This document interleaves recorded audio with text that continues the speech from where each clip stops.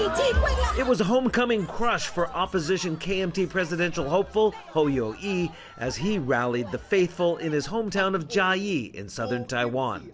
Hou and the other opposition candidate, Ke Wen-je of the Taiwan People's Party, or TPP, are making separate last-minute pushes to defeat the more independence-minded ruling DPP and its candidate, Vice President Lai Ching-te.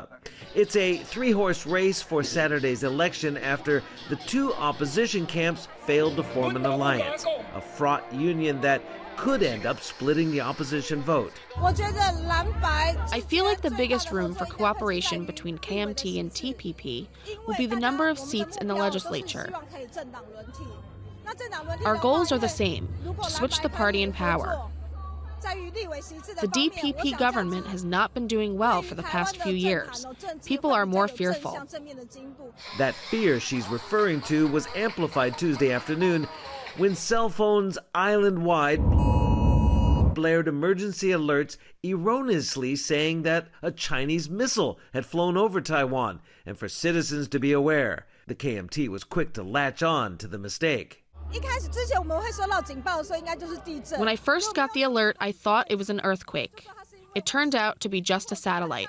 But the English in the message said it was a missile, so it made people panic. Even though the DPP came out and apologized, it never should have happened, especially now when the election is so intense. It made people feel threatened by China, as if they want to take over Taiwan. I feel like the DPP manufactured this fear. These two KMT supporters felt the same way and see closer ties with China as a benefit, not a threat. We need to keep good communication with the Chinese Communist Party so we won't have a war. The two main opposition candidates agree that the DPP is putting Taiwan at risk and that they must diffuse tension across the Taiwan Strait.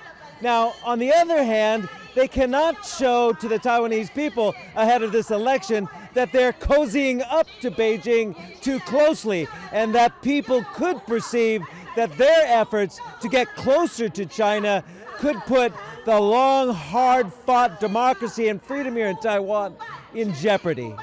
I think being closer with China for trade is not such a bad thing. But freedom of thought is what I want more. So I don't want to be closer with China.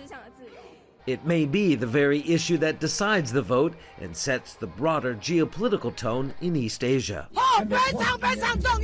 It's very, very important, this election, because it's life or death for the Republic of China. Because China is our roots. China and us are inseparable.